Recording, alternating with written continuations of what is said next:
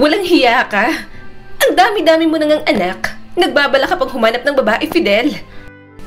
Yon ang sigaw ni Dolores sa kanyang asawa ni si Fidel. Sino ba naman kasi ang hindi puputok na parang bulkan kapag nakita ang asawang nakikipaglandian sa katrabaho nito? Dolores, ano ba? Umuwi na tayo. Nakakahiya dito. Pinagtitinginan na tayo. Wala naman kaming ginagawang masama. Sabi pa ni Fidel sa kanya. Nanlaki ang mga mata ni Dolores. Wala pang ginagawa? Kung hindi ako dumating, saan kayo dediretso? Sa apartment ng babaeng yan? Kung ayaw mo ko magwala rito, bigyan mo ko ng kapanatagan na hindi ka magloloko. Kaso malandi ka. Maharot ka sa mga nakakasama mo, kaya kahit pa ulit-ulit mong sabihin na wala, alam kong meron. Pwede rin namang wala pa. Nauudlot lang kapag nahuhuli kita. Tama ba? Kumunot ang noo ni Fidel habang hinihila siya paalis ng restaurant. Wala nga. Ano ka ba? Nagaya lang kumain sa labas. Nilibre lang ako. Yun lang. Libre na, kaya bakit tatanggi pa ako? Tumanggi ka dapat dahil alam mo kalandian ang motibo niyan. Ikaw naman, kumakagat ka sa mga diskarte ng babaeng yan. Sambit ni Dolores nang makasakay sila ng tricycle. Nagpaliwanag naman agad ang asawa niya. Hindi ako kumakagat sa paglalandi niya. Ang akin lang, nakikisama lang ako kasi katrabaho ko. Tigilan mo na yung pagsiselos mo. Wala rin namang pupuntahan yan. Mapaklang tumawa si Dolores. Nakikisama ka pero kayong dalawa lang? Anong tingin mo sa akin? Ipinanganak kahapon? At magsiselos ako kung gusto ko. Karapatan ko yun kasi asawa mo ako. Huwag mo akong pigilan na maramdaman ng pagsiselos dahil kasalanan mo rin naman. Sinasabi ko sa'yo, subukan mo lang, Fidel. Sira yung 3 hours ninyo sa motel sa pagsasama natin ng ilang taon. Malandi kang lalaki. Naiinis pang asawa niya pero hindi na napigilang tumawa. Ano bang sinasabi mo? Anong 3 hours? Sinasamahan ko nga lang.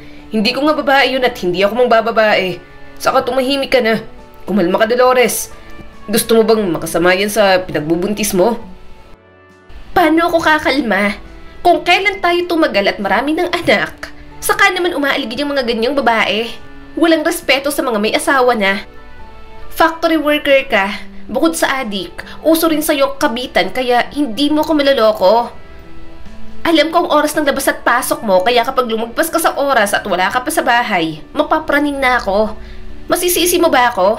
May record ka na sa pangbababae mo. Alam kong bago tayo ikasal, sadyang babaero ka na. Kaya kung hindi kita babantayan, baka kung ano nang ginawa mo. Bulalas pa ni Dolores. Para kay Dolores, walang mali sa ginawa niya.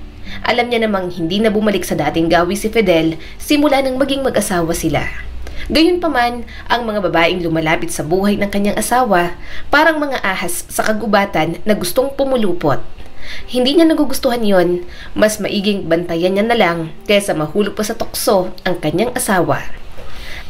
Ayaw niyang maging maluwag, pagkatapos ay magsisisi lang siya sa bandang huli. Alam mo namang buntis ako tapos kung ano pang ginagawa mo. May hinanakit na sabi ni Dolores.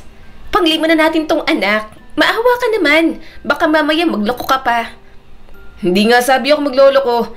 Panatagin mo yung puso't isip mo dahil hindi ko naman gagawin yun sa'yo. Marahang sabi ng asawa niyang si Fidel. Tama na.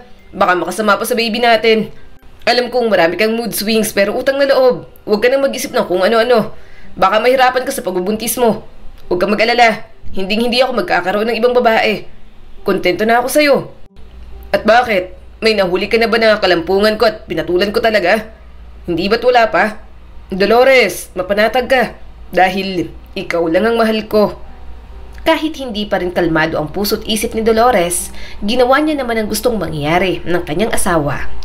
Ayaw niya rin naman na makasama yon sa kanyang baby. Alam mo, huwag kang masyadong nagpapakain dyan sa selos mo, anak. Sabi ng kanyang ina na kasama nila sa bahay. Kung umasta ka, parang mamamatay ka kapag nawala yung asawa mo. Alam mo, dapat ang ginagawa mo, nagpapayaman at gumagawa ng paraan para umasenso ang mga buhay ninyo. Dapat may trabaho ka rin at hindi nakaasa dyan sa asawa mo. Paano nga kung nang babae yan, edi kawawa ka. Saka mas magandang nakakapagtrabaho ka rin para hindi ka palaging buntis. Tingnan mo at panglima nyo na yan. Kailan ba kayo titigil mag-anak? Hindi man lang kayo nagkokontrol. Alam nyo naman nga na napakahirap ng buhay. Napakagatlabi na lang si Dolores. Nagkokontrol naman po kami, Nay. Saka, kaya naman po. Napailing ang kanyang ina. Hindi nyo pa dama ang gastos. Maliliit pa eh.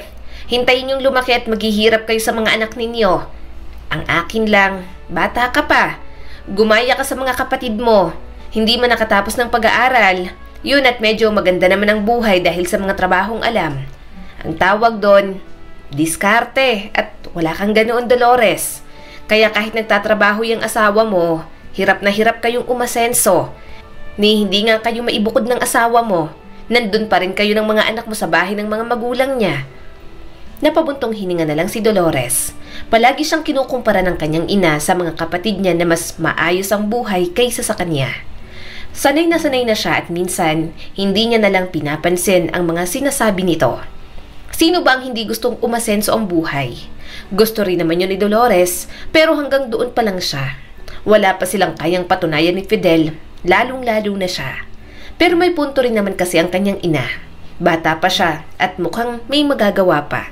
Dahil sa mga frustration sa kanyang buhay at mga babaeng lumalandi kay Fidel habang nagbubuntis siya, nang ipinanganak niya si Joy, palaging sinasabi ng ilan na pinaglihi niya ito sa sama ng loob. Hindi niya naman maitatanggi dahil palagi namang pinasasama ni Fidel ang kanyang loob.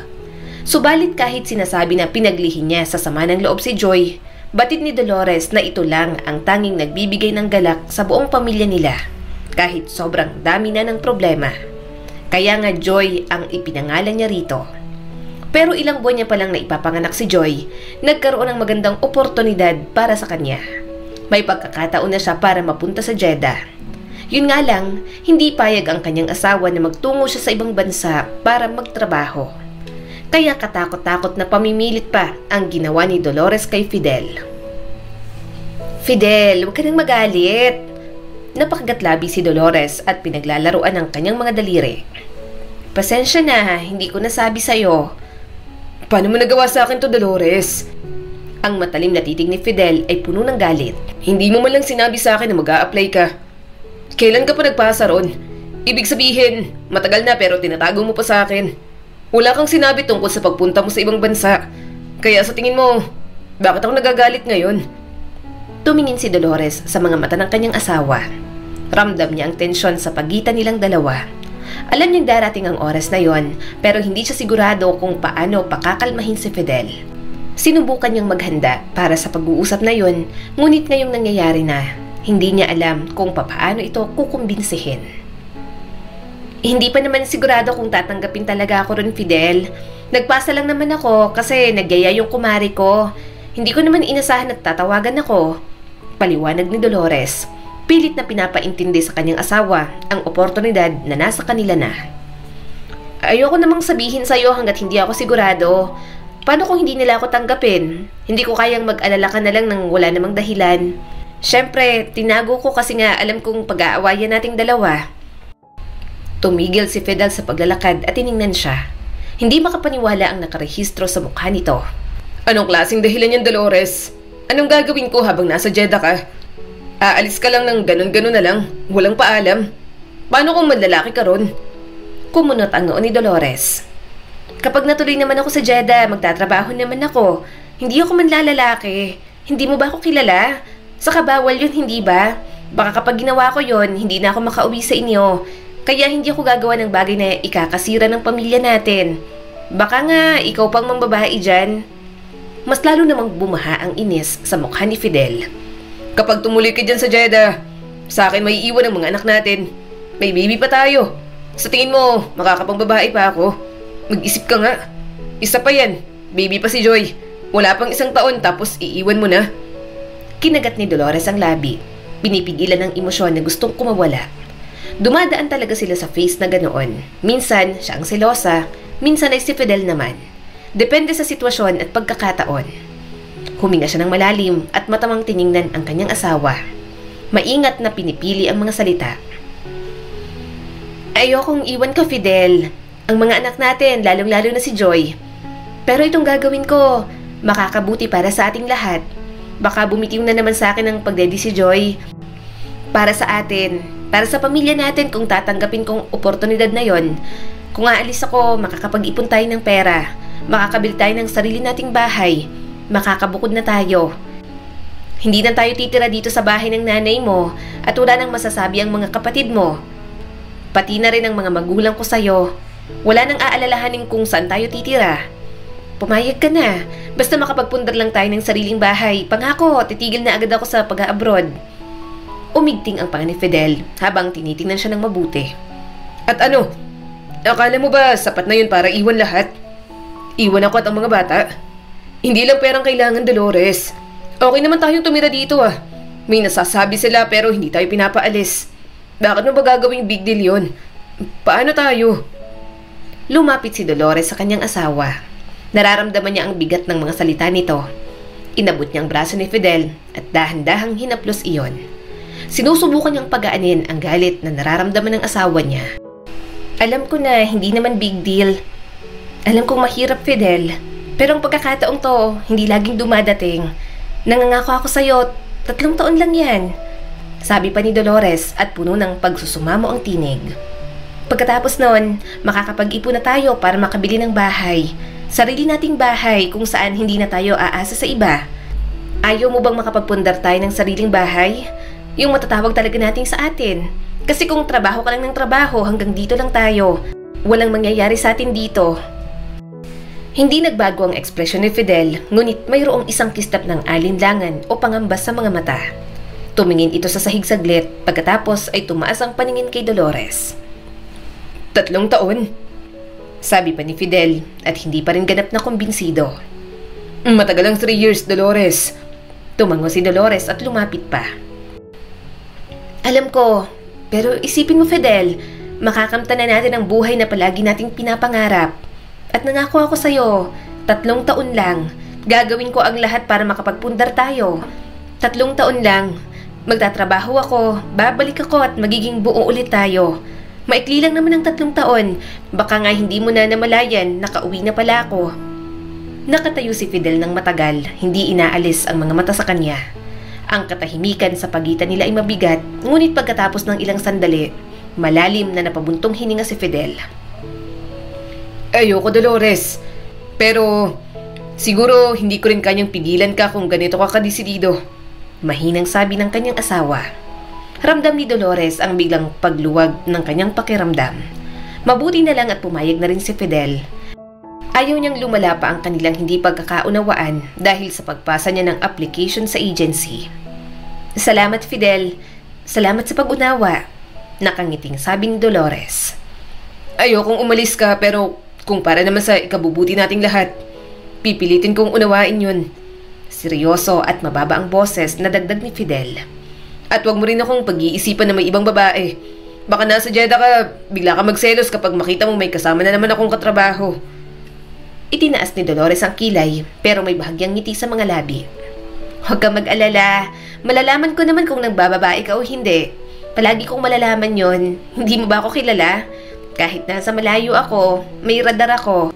Umungol si Fidel kahit may bahagyang ngiti sa mga labi nito.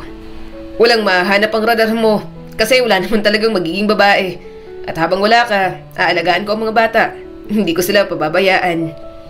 Lumiit ang ngiti ni Dolores at niyakap ito ng mahigpit.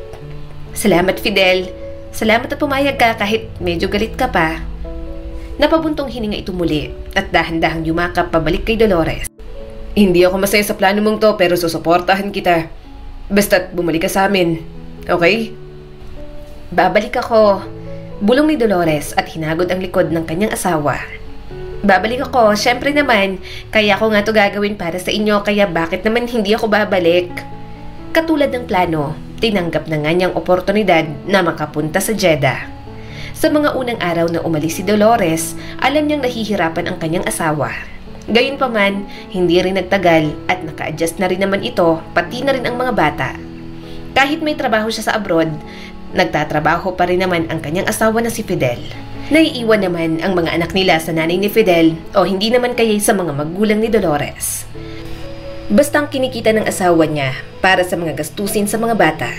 At ang mga kinikita naman ni Dolores, iniipon niya para makapagpundar ng bahay. Kaya nang makauwi, masaya siyang may mauuwian na silang tahanan. May bahay na tayo. Ang lupa, binigay na lang sa atin ng kuya ko. Siguro naman, hindi ka naalis. Sabi ni Fidel habang nakayakap sa kanya. Napangiti naman si Dolores. Hindi na, dito na lang ako magtatrabaho. May natira pa naman ako sa ipon, kaya baka simulan ko na lang ng puhunan sa mga ititinda. Nangako ako sa inyo na hindi na ako aalis, kaya hindi na ako aalis at babalik sa Jeddah para magtrabaho. Isa pa, itong bunso natin, 3 taong gulang na. Saglit ko palang nakasama. Marami akong dapat bawiing panahon kasama ang mga anak natin. Tiningnan ni Dolores ang anak niyang si Joy. Napangiti siya ng palapit sa kanya dala ang laruan na kanyang pasalubong.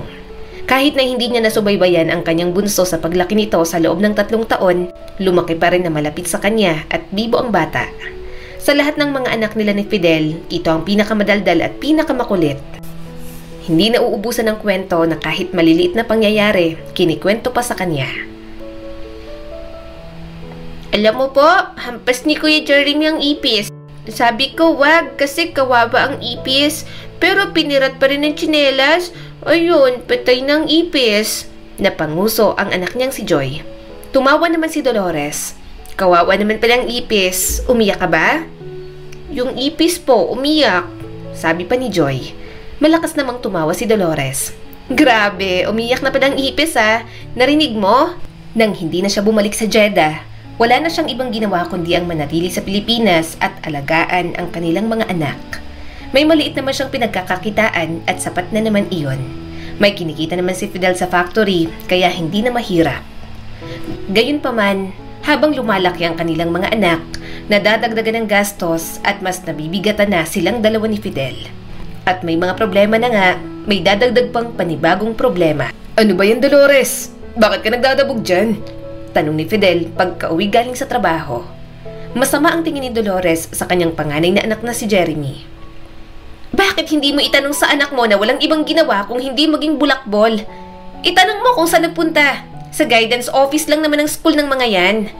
Noong nag-aaral naman siya, hindi naman siya pasaway at ganoon din ang kanyang asawa na si Fidel. Kaya hindi siya makapaniwala na mapupunta lang pala sila sa guidance office dahil sa anak nilang si Jeremy. Mabait naman ang kanilang anak kaya hindi niya inasahan na may kalokohan na pala itong ginagawa sa school. Dolores? Mahinang tanong ng kanyang asawa na may halong pag-alala ang boses. Ipaliwanag mo nga sa akin ng maayos at huwag kang magdabog dyan. Hindi siya nakasagot agad. Pilit niyang pinapakalma muna ang kanyang sarili. Pagkatapos ng mahabang paghinto, muli siya nagsalita. Yan kasing anak nung si Jeremy, kasali sa away. Pinatawag ako ng school ngayon. Sinabi ng advisor niya na bahagi ang bata niya ng isang gang. Sobrang lakas ng loob at ang kapal ng mukha. Kapag nandito naman sa bahay, duwag. Tumigas ang mukha ni Fidel, sabay na lumingon agad kay Jeremy, katabi ang kapatid nitong si Joy. Ano? Anong nangyayari sa yung bata ka? Nagtrabaho kami ng husto. Napakahirap ibigay sa inyong lahat ng mga pangangailangan ninyo. Ito lang palang igaganti nyo sa amin. Napakurap-kurap si Dolores. Pakiramdam niya itutulo na ang kanyang mga luha anumang oras dahil sa mga ginagawa ni Jeremy sa buhay nito. Tumalikod siya kay Fidel at dahan-dahang naglakad papunta sa sala kung saan nakaupo si Jeremy na nakayuko na lamang. Jeremy, sabi ni Dolores at pilit na huminahon. Paano mo ito nagagawa? Hindi ka ba naawa sa amin ng tatay mo? Pagkatapos ng lahat ng ginawa namin para sa'yo, para sa inyong magkakapatid, lahat ng isinasakripisyo namin ng tatay ninyo dahil gusto naming magtagumpay kayo sa buhay. Lahat kayo, kaya namin kayo pinag-aaral. Yun naman sana ang itatak nyo sa kokote ninyo. Hindi tumingin si Jeremy sa kanya. Nakatago ang mukha nito sa mga kamay. Mukhang umiiyak na dahil napagsabihan nila ng ganoon. Kilala niya ang kanilang panganay. Medyo mataas talagang pride nito. Ngunit nang muling magsalita si Jeremy, may bahid ng guilt at paghingi ng tawad ang mukha nito. Pasensya na po, Nay. Alam ko pong gulo ang dinala ko. Alam ko pong mali ang ginawa ko. Naisip ko po na makakalusot ako. Pangako po, hindi ko na po uulitin. Sorry po. Huminga ng malalim si Dolores. Sorry? Paano kung mas malala pang nangyari dyan? Sa tingin mo, maaayos pa kapag hindi na magandang nangyari, Jeremy? Naiintindihan mo ba? Sinaktan mo kami. Pinahiya mo kami dun sa school mo. Baka sabihin pa na hindi maayos ang pagpapalaki namin sa'yo. At paano kinabukasan mo? Pasalamat ka at hindi ka inexpel at napakiusapan ko pang mga yon. Sa wakas ay tumingala si Jeremy sa kanya, habang puno ng panghihinayang ang mga mata. Alam ko naman po yun ay. Opo, naiintindihan ko na. Hindi pa ako nag-iisip. Sumasama po ako sa mga maling tao. Pero pangako ko po, hindi na po talaga at hindi na po ako sasama sa kanila. Iiwas po ako sa gulo. Pangako po yun ay. Dahan-dahang bumuntong hininga si Dolores. Kailangan mong maunawaan, Jeremy. Nagtatrabaho kami ng tatay mo hanggat kaya namin. Wala na kaming oras para sa aming sarili, para sa isa't isa. Dahil sinusubukan naming ibigay sa iyo at sa iyong mga kapatid ang buhay na hindi namin naranasan. Alam mo ba kung anong pakiramdam na makita mong sinasayang mo ang lahat? Alam mo ba kung gaano kahirap pagpatuloy kapag nakita mo ang sarili mong anak na naglalakad sa landas na maaaring makasira sa lahat? Sana nakikinig ka sa mga sinasabi ko at tinatanim mo sa utak mo ang mga sinasabi namin ng tatay mo. Nakagat ni Jeremy ang labi at puno ng luha ang mga mata. I'm sorry, Nay. Hindi ko po kayo sinasadyang saktan ni tatay. Hindi na po talaga ulit ako gagawa ng ganito. Mag-focus na po ako sa pag-aaral ko. Hindi ko na po kayo bibigyan ng anumang problema. Napailing naman si Joy na nakikinig sa kanila. Ayan kasi Kuya Jeremy, pasaway ka. Ang bait-bait ni nanay at tatay. Hindi ka dapat gumagawa ng mga bagay na masasaktan sila. Dapat palagi na lang natin silang pinapasaya. Masama namang tumingin si Jeremy sa kapatid nito. Bata ka pa. Doon ka na nga. Sabat ka ng sabat dito. Di mo naman naiintindihan ang mga nangyayari. Naiintindihan ko kaya Kuya Jeremy. Napanguso si Joy at tumingin sa kanya. Nay, naiintindihan ko po, diba? Nakipagsuntukan si Kuya sa school kaya galit po kayo ni tatay. Napailing si Dolores. Tama ang kuya mo, Joy. Hindi ka dapat nakikinig sa mga ganitong usapan. Saka bakit gising ka pa? Matulog ka na nga ron. Bata-bata mo pa, palagi ka ng puyat. Sige na, akyat na. Huminga ng malalim si Dolores at muling tumingin sa kanyang panganay na anak. Hindi lang kami na-disappoint, Jeremy. Natatakot din kami. Natatakot ako para sa'yo, para sa kung anong maaaring gawin itong ginagawa mo ngayon para sa future mo. Pero naniniwala ako sa'yo na hindi mo na uulitin. Mabilis na tumango si Jeremy at nanginginig ang boses. Babawi po ako, Nay. Pasensya na po sa inyo ni tatay. Bilang ilaw ng tahanan, hindi pwedeng pabayaan ni Dolores ang kanyang pamilya. Kailangan na siya palagi ang gumagabay sa mga ito. Hindi pwedeng mawala sa landas kahit sino sa mga anak niya. Gayon din ang kanyang asawa. Yun nga lang, hindi sila mawala ng problema dahil sa pagiging mahirap nila. Palagi na lang silang hikahos at gipit dahil 5 bata na ang pinag-aaral nilang mag-asawa. Baka naman may maipapahiram ka sa akin, Mare. Kailangan ko lang para sa tuition fee ng anak ko. Gipit kasi kami ngayon, sabi ni Dolores sa kausap niya sa cellphone. Sumagot naman agad ang kanyang kumare. Pasensya ka na talaga. Wala rin akong pera ngayon, Dolores. Marami rin kaming binabayaran ngayon ng asawa ko. Alam mo naman, may mga pumapasok akong mga anak. 2 pa yung nasa private. Napakagatlabi si Dolores. Ayaw niya naman talagang humiram ng pera. Pero kulang na kulang talaga ang kinikita nila ni Fidel. Nagpapak at nagbebenta lang naman siya ng mga chicharon at fish crackers. Samantala, factory worker naman ang asawa niyang si Fidel. May isa na kasi silang pinapapasok sa kolehiyo. First year college student na si Fatima, ang kanilang pangalawang anak. Ayaw naman nilang may tumigil sa pag-aaral. Ang panganay nilang si Jeremy, sinubukan nilang pag-aralin sa kolehiyo pero binigulang sila ni Fidel. Nalaman nilang nagbubulakbol at hindi talaga binabayad sa tuition fee ang binibigay nilang pera. Galit na galit sila rito pero nakuha pa rin namang patawarin. Gayunpaman, sinukuan na lang nila ito at hindi na pinag-aral sa kolehiyo. Hinayaan na lang nilang hindi makapagtapos ng pag-aaral. Matanda na naman ang anak nila, kaya dapat ay alam na nito ang tamang gawin sa hindi. Bukod doon, hindi lang naman si Jeremy ang anak nila na kailangan nilang pag-aralin. Ganoon ba? Dismayadong sabi ni Dolores sa kanyang kumare. Sige, salamat na lang, Mare. Sumagot naman ito. Pasensya ka na talaga, Mare. Kung meron lang talaga ako ngayon, pahihiramin kita ng pera. Kaso wala talaga. ikumusta mo na lang ako sa mga anak mo, ha? Pagkababa ng tawag, napabuntong hininga na lang si Dolores. First year pa lang si Fatima sa kolehiyo, pero yun at nahihirapan na sila. Pilitin man nila, mukhang mahihirapan talaga silang magpaaral ng kanilang mga anak sa kolehiyo. Mukhang kailangan niya na ulit mag-abroad. Hindi na kaya ng mga ginagawa nila ang mga gastusin ng mga bata. Pumasok si Dolores sa bahay at kumunot ang kanyang noo nang makita ang straw sa sahig sa sala. Ano ba naman to? Bakit may mga straw dito? Sinong nagkalat nito? Si Joy, Nay. Sumbong sa kanya ni Gracelyn na abala sa cellphone nito. Siya lang naman po ang nagkakalat ng mga ganyang straw. Joy! Medyo pasigaw na tawag ni Dolores. Nasaan ka ba? Nay! Nay!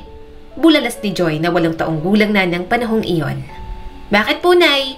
Sorry po tumatay po kasi ako. Bakit po kayo sumisigaw? Paano hindi ako sisigaw kung nagkakalat ka rito? Naiinis niyang tanong at itinuro ang mga straw ng soft drink sa sahig.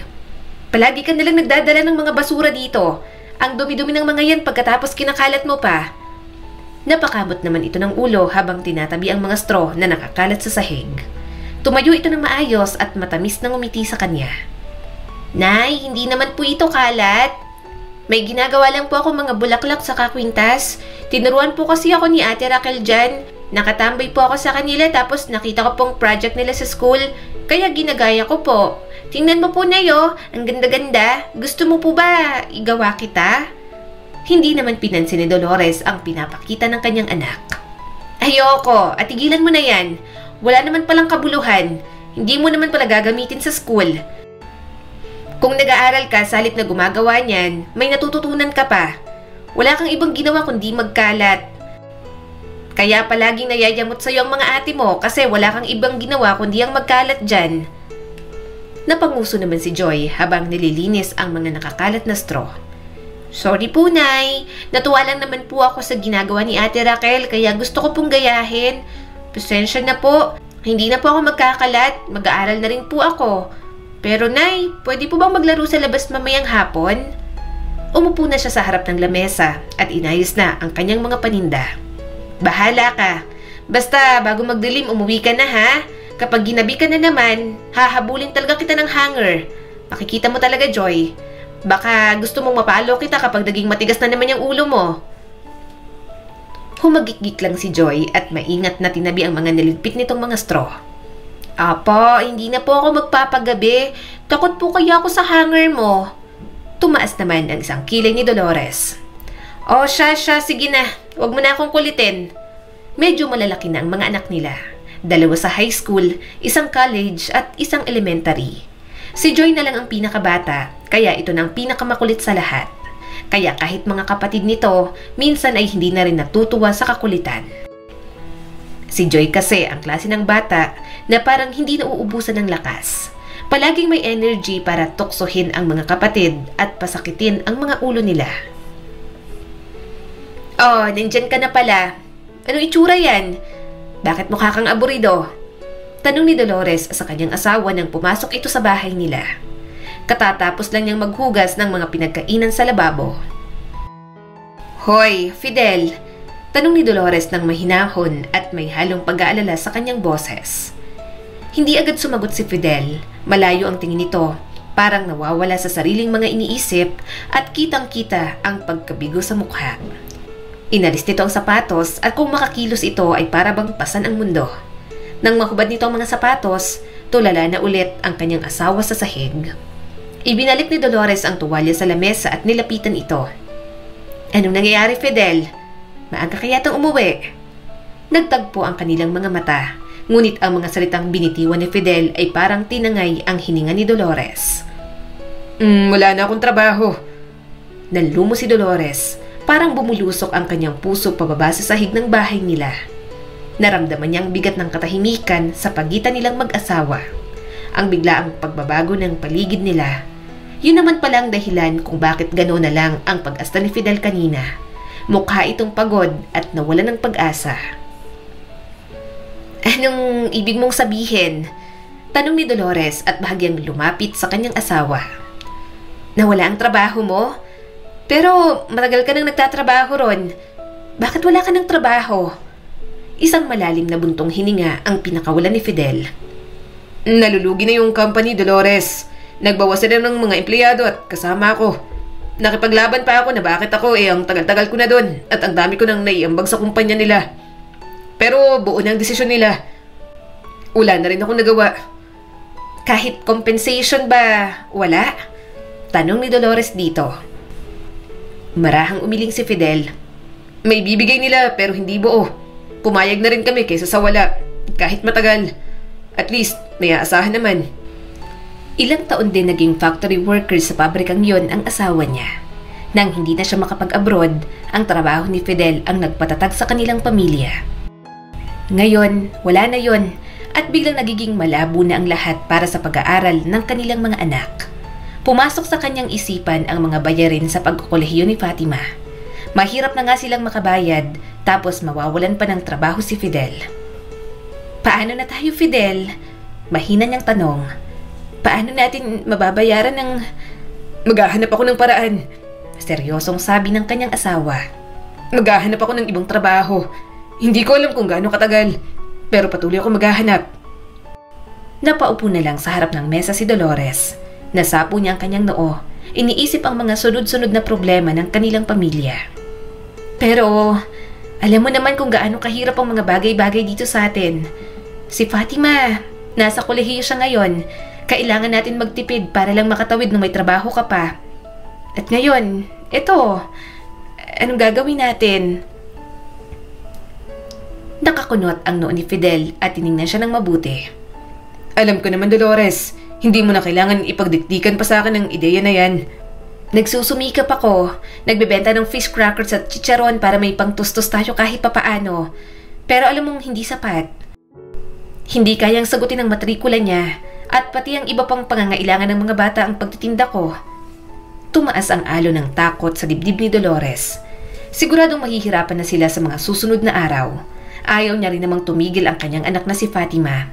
Ilang taon na lang at makakatapos na ito sa pag-aaral, kaya hindi na dapat nila sukuan pa. Ayaw niyang isakripisyo ng kanilang mga anak ang edukasyon at kinabukasan ng mga ito dahil sa mga bagay na wala silang kontrol. Kinagat ni Dolores ang kanyang labi at pilit na pinapatatag ang sariling kalooban. Hindi natin kayang magpatuloy ng ganito, Fidel. Hindi sapat ang pera na kinikita ko sa pagbebenta ng fish crackers sa mga pangangailangan ng mga bata at pangangailangan dito sa bahay. Paano natin mababayaran ang matrikula ni Fatima? Paano tayo makakakain? Bakas na ang pagkayamot sa mukha ni Fidel at saglit na muntik nang sumabog ang emosyon nito sa kanya. Hindi ko alam, Dolores. Huwag ka na nga munang magsalita ng ganyan. Nahihirapan ako mag-isip. Pero ipapangako ko, mag-aanap ako ng ibang trabaho. Kahit anong trabaho, gagawin ko para siguruhing may makakain kayo at matutugunan ang mga pangangailangan ninyong mag-iina. Tila tumagos sa puso ni Dolores ang desperasyon sa boses ng kanyang asawang si Fidel. Sa dami ng panahong mawawalan pa ito ng trabaho, sa panahon pa talaga kung kailan kailangan nila. Hindi na rin naman tumulong ang panganay nilang anak na walang ibang ginawa kundi biguin lang sila. Malalim na huminga si Dolores. Pasensya na. Natataranta lang naman ako dahil sa dami ng mga problema at bayarin natin. Sige, maghahanap tayo ng paraan. Dahan-dahang tumango si Fidel. Parehong puno ng alalahanin ang mga mukha nila. Hindi nila alam kung paano, pero alam ni Dolores na magsisikap silang dalawa para makarao sila sa buhay. Bumaba na kayo! Kakain na! Tawag ni Dolores sa kanyang mga anak. Kinagabihan, tahimik ang hapagkainan maliban sa banayad na tunog ng mga kubyertos. Nakatagilid si Dolores sa dulo ng mesa. Ang kanyang mukha'y pagod, ngunit determinado habang naglalagay ng kanin sa kanyang plato. Nasa kabilang dulo naman si Fidel na tahimik pa rin matapos ang pag-uusap nila kanina. Inihain ni Dolores ang adobong isda. Kahit ulam, tila yun na lang ang pinakamahal na mabibili nila. Kung mag-uulam sila ng karne, parang 5 beses na lang sa isang buwan. Si Fatima na nakaupo sa tapat ni Dolores ay biglang sinira ang katahimikan ng hapunan. Nay, Tay, Sinabi po nila sa akin sa school ko po na hindi nila ako papayagang mag-exam kung hindi ko pa po mababayaran ng tuition fee ko last semester.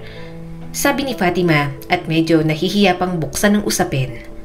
Natigilan si Dolores sa pagsasandok ng pagkain. Bakit hindi ka nila papayagan mag-exam? Hindi ba nila mapagbigyan? Isang sem lang naman anak. Hayaan mo't pupunta ako sa school mo bukas. Makikiusap ako. Itatanong ko kung pwede bang hulugan muna. Napangiwi naman ang kanyang anak. Sinabi ko na po sa kanila na kung pwede magbayad po tayo ng installment. Pero hindi po nila ako pinayagan. Ang gusto po nila, buo po ang bayad ko bago ako mag-exam. Kumunot ang noo ni Dolores. Bakit yung anak ng kumari ko? Nadaan naman sa pakiusap ang tuition fee ng anak niya. Nay, magkaiba naman po kasi kami ng school ng anak ng kumari mo. Magkaiba po ang pamamalakad nila. Sabi pa ni Fatima sa kanya. Parang bumagsak ang puso ni Dolores. Parang mas lalo lang lumalala ang sitwasyon ng kanilang pamilya. Ibinaba niya ang kutsara. Bahagyang nawawala ng gana sa dami ng problema. Wala pa tayong sapat na pera para mabayaran ng tuition fee mo. Nawalan pa ng trabaho ang tatay ninyo. Pupunta ako sa paaralan ninyo bukas at hihilingin ko sa kanila na papayagan ka munang mag-exam. Babayaran na lang natin ng installment. Ipapaliwanag kong sitwasyon. Baka naman pwede pa. Frustrated na sabi pa ni Dolores. Umiling si Fatima. Halatang hindi sigurado sa gusto niyang gawin. Nasubukan ko na po talaga yan, ma. Sinabi ko na po sa kanila at uulitin niyo lang po kung pupunta po kayo ron. Pero hindi nila ako pinayagan. Sabi nila wala raw po silang gagawin exception kahit kanino man. Kailangan po talagang magbayad bago makapag-exam. Parang may bukol sa lalamunan ni Dolores. Anong gagawin natin ngayon? Hindi mo pwedeng palampasin ang exams mo, Fatima. Hindi ba't mahalaga yon? Opo, sagot naman ni Fatima. Payagan nyo na lang po kasi ako maghanap ng part-time job. Baka dapat magkaroon na po ako ng trabaho para matustusan ko po ang pag-aaral ko. Makakatulong po ako sa pagbabayad ng tuition. Magtatrabaho po ako sa gabi at ako na po ang magbabayad para sa exams ko. Hindi, Fatima. Matigas na sagot ng asawa niyang si Fidel. Dapat mag-focus ka sa iyong pag-aaral. Sakitin ka pa at hindi mo kayang pagsabay ng pag-aaral at pagtatrabaho. Mas lalo ka lang mapapatagal na makatapos sa pag-aaral mo sa kolehiyo. Hindi pwedeng magtrabaho ka pa habang nag-aaral. Kilala ka namin kung hanggang saan lang ang kaya mo. Gusto ko na mag-focus ka lang sa pagtatapos ng pag-aaral mo. Hindi sa pag-aalala sa pera. Naramdaman ni Dolores ang tensyon sa paligid. Tumingin siya kay Fidel. Alam niyang ayaw nitong pagtrabahuhin ang anak nilang nag-aaral dahil matatapakan ang pride nito bilang ama. Gusto nitong maging matatag para sa pamilya. Ngunit kahit siya ay hindi kayang itanggi na lalo pang lumalala ang sitwasyon. Tumigil si Fidel saglit at ang kanyang mata ay dumako kay Jeremy na tahimik na kumakain. Hoy, Jeremy, ano na? Ano ba talagang balak mo sa buhay mo? Kailan ka makakahanap ng trabaho? Nag-drop out ka sa college at hindi ka pa rin nakakahanap ng trabaho. Ikaw ang panganay sa mga kapatid mo. At panahon na para magtulungan tayo. Kailangan namin ng tulong mo. Wala kang ibang ginawa rito kung hindi ang maging tambay. Tumingin si Jeremy. Halatang nahiya sa sinabi ng sariling ama. Naghihintay pa ako na tawagan ako ng pinag-applyan ko po.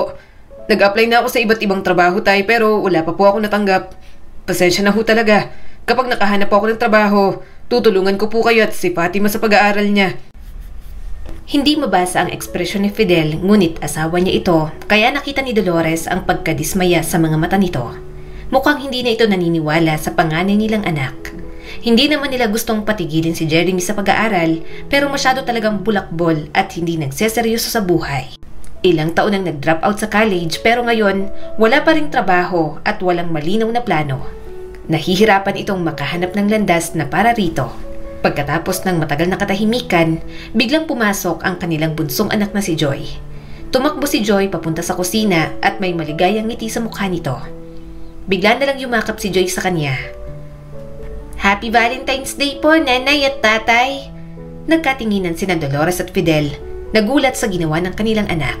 Bigla nilang naramdaman ang pag-alis ng tensyon sa hangin habang tinatanggap ang mga card na ibinigay ni Joy.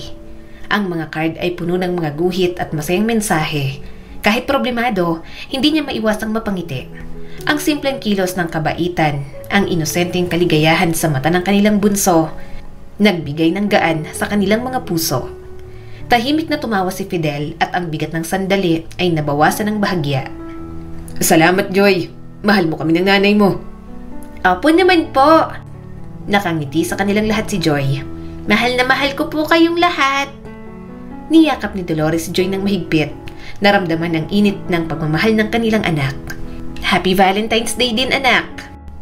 Ang inosenteng kasiyahan ni Joy, nagpapaalala sa kanya na kahit gaano pa kahirap ang buhay, mayroong pag-ibig at liwanag sa kanilang tahanan. Habang sila'y magkakasama, ang bigat ng mundo ay tila nabawasan kahit na sandali lamang.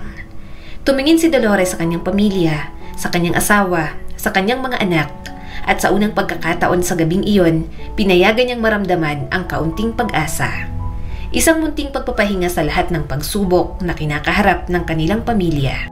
Instant noodles na naman ang ulam? Reklamo ng pangatlong anak nila ni Fidel na si Gracelyn. Kumunot naman agad ang noo ni Dolores nang marinig ang reklamo nito. Sa lahat ng ayaw niya, yung magrereklamo sa pagkain kanyang hinahain. Gracelyn, saka ka magreklamo kapag may trabaho ka na at may naiambag ka na rito sa pamilya. Naiinis na sabi ni Dolores. Pero sumagot pa talaga si Gracelyn. Instant noodles na lang palagi. Baka magkasakit na po kami niyan. Kung hindi noodles, tuyo naman. Sa ito lang ang mapapakain ko sa inyo. Mariing sabi ni Dolores. Sa halip na magreklamo, dapat magpasalamat kayo na may nakakain pa kayong pagkain dito. Alam niyo namang maraming problema at marami tayong dapat kailangang bayaran. Wala pang matinong trabaho ang tatay ninyo, kaya magtiis na muna kayo sa ganyang ulam. Hindi naman kayo mamamatay agad kapag kumain kayo niyan. Alam naman ni Dolores na masama iyon na palagi niyang pinapakain ng instant noodles ang kanyang mga anak. Subalit ano bang magiging choice niya? Kailangan magtipid. Kailangan nilang magtiis muna, makapag-aral ang mga ito at walang tumigil kahit isa. Mahina rin ang benta ng mga chicharon at fish crackers nila. Gaano lang ba ang kita nila roon? Ate Gracelyn, bakit ka ba nagrereklamo? Tanong ni Joy na nagsimula ng kumain. Masarap naman ang instant noodles Yung iba nga dyan walang ulam. Yung kalaro ko hindi siya palaging kumakain. Minsan lang kasi wala silang ulam. Tayo, Ate Gracelyn, 3 beses pa rin naman tayong kumakain sa isang araw Hindi ba dapat masaya pa rin tayo kasi may ulam tayo? Napairap naman si Gracelyn. Bata ka pa kasi kaya hindi mo alam ang health benefits na dapat kinakain natin. Saka nakakasuka na kaya kung paulit-ulit na lang ang kinakain natin. Dinuro ni Dolores si Gracelyn. Hoy! Gracelyn, sumusobra ka na! Kung ayaw mong kumain, ibigay mo na lang ang pagkain mo sa mga kapatid mo. Mas mabubusog pa sila kaysa sa yung walang ibang ginawa kundi magreklamo. Mukhang natakot naman si Gracelyn at kinuha ng kutsara at tinudor nito. Ayaw niya sa lahat ay ang sasagutin siya ng ganoon. Baka kung si Fidel pa ang nasagot nito, baka hindi lang masasakit na salita ang natanggap. Baka nasampal pa ito ni Fidel. Tinawanan naman ni Joy ang ate nito. Bakit ka kumakain ngayon, ate? Kala ko ba ayaw mo? Akin na lang yan kung ayaw mo. Mabilis namang inilayo ni Gracelyn ang pagkain nito. Hindi ba meron ka nang para sa'yo? Bakit inaagaw mo pang sa'kin? Napanguso naman si Joy. Sabi mo ayaw mo. Akin na. Joy! Saway agad ni Dolores sa kanyang bunso. Huwag ka nang mangulit dyan. Kumain ka na lang din. Umupo naman agad si Joy at matamis na ngumiti. Salamat po sa mga niluluto mong pagkain para sa amin, Nay. Umalpas naman ang tawa sa bibig niya. Sus, bilisan nyo na dyan para madali nang malinis yan. Habang kumakain, maya-maya'y pumasok naman ang panganay niyang anak na si Jeremy. Bakas ang tuwa sa mukha nito, kaya marahang tumayo si Dolores. Bakit parang ang saya mo yata, anak? Anong meron? Tanong ni Dolores sa binata. Huminga muna ng malalim ang anak niya bago sumagot. Nay, natanggap na po ako sa trabaho. May trabaho na po ako. Mabilis na nabalot ng saya ang puso ni Dolores. Talaga? Naku, salamat naman at meron na. Tumawa si Jeremy at mukhang hindi rin makapaniwala na may trabaho na talaga ito. Opo, makakatulong na po ako sa inyo ni tatay. Hindi naman ito responsibilidad tumulong, pero malaking tulong sa kanila ni Fidel kung may maiaabot ang binata para may maipang tustos sa mga kapatid nito. Mabuti at sa wakas, naiintindihan na nito ang mga paghihirap nila sa mga problema sa bahay. Wow, may trabaho ka na pala, Kuya Jeremy. Palibre naman ng ice cream dyan oh, kahit yung tig sa 10 lang dyan. Nakangiting sabi ni Joy. Umismig naman si Jeremy, pero natawa na rin naman. Wala pa akong pera. Pero sige, ililibre kita. Tig 10 piso lang ha. Takaw mo pa naman. Di kaya. Di naman ako matakaw. Masarap lang naman kumain. Depensa pa ni Joy. Sinundot-sundot ni Jeremy ang bilbil ng kapatid. Naghihirap na tayo pero ang taba-taba mo pa rin. Kaya matakaw ka. Di nga. Kunot na sambit ni Joy. Pinigilan naman agad ni Dolores ang mga ito. Tumigil na kayo. Hahaba pa yung mga pinagtatalunan ninyo. Sige na Jeremy, ibili mo na to ng ice cream. Hindi titigil yang si Joy hanggat hindi mo binibili. Kuya, tara na. Pangungulit pa ni Joy. Ganun lang palagi ang kanilang pamilya. Palaging si Joy ang nagpapaalis ng tensyon sa gitna ng mga problema. May sarili itong paraan para pasayahin sila kahit na inis na sila sa mga nangyayari sa kanilang mga buhay. Ito ang nagsilbing liwanag ng kanilang tahanan. Lumipas ang mga buwan, nakatulong na naman si Jeremy sa kanila. Samantala, may trabaho na rin si Fidel subalit hindi na nagtatagal. Kapag hindi mababa ang sahod, grabe naman ang ugali ng boss. Medyo hirap na rin matanggap dahil mas mga bata ang kinukuha ng mga trabahong gusto nitong pasukin. Kahit paano, nakakaraos ang kanilang pamilya. 3rd year na rin sa kolehiyo si Fatima. 1 taon na lang, makakagraduate na ito. Kaunting pagtutulungan pa, makakapagpatapos na sila ng isa sa pamilya. Subalit kung kailan malapit na, saka naman mang-iiwan sa ere ang anak nilang si Jeremy. Tatay, nanay, si Kuya Jeremy po, may kasamang babae. Sabi ni Joy sa kanila, kaya sabay-sabay silang napalingon sa pintuan. Bumaha ang gulat sa mukha ni Dolores nang makita ang panganay nilang anak na kasama ang isang dalaga. Wala namang nakakagulat kung magdala ito ng babae sa kanila at ipakilala. Nasa tamang edad na naman si Jeremy, hindi naman nila pinagbabawalan na magkaroon ng girlfriend. Subalit, nang makita ni Dolores ang isang malaking bag na dala ng kanyang anak, alam niyang hindi niya na magugustuhan ang susunod nitong sasabihin. Nay, tay, si Trisha ho, girlfriend ko. Kinakabahang sabi ni Jeremy. Kung pwede ho sana, dito na siya tumira. Pakakasalan ko naman ho si Trisha. Kumunot ang noo ni Fidel at mukhang hindi nagustuhan ang narinig mula kay Jeremy. Anong kasal? Ang babata niyo pa. Nakakabigla tong mga sinasabi mo sa amin, Jeremy. Ngayon pa nga lang namin nalaman na may girlfriend ka. Pagkatapos, bigla mo kaming bubulagain na magpapakasal kayong dalawa. Nararamdaman na ni Dolores ang tensyon sa mag-ama. Kaya naman pumagitna na muna siya. Nakikita niya rin na naiilang na si Trisha at mukhang natatakot na. Kaya kinausap na muna nila mag-isa si Jeremy sa labas. Kailangan nilang makausap ng masinsinan ang kanilang panganay na anak. Hindi magiging maganda kung magkakasagutan lang ang mag-ama. Ano yun? Tanong ni Fidel sabay duro sa loob ng bahay. Magpapakasal ka? Alam mo bang sinasabi mo? Bakit kayo padalos-dalos sa mga desisyon ninyo? Ang bata nyo pa. Ni wala ka pang napapatunayan sa sarili mo. Napabuntong hininga si Dolores at umupo sa tabi ng kanyang anak. Anak naman, pag-isipan mo ng mabuti. Hindi naman kami tutol na maging girlfriend mo si Trisha.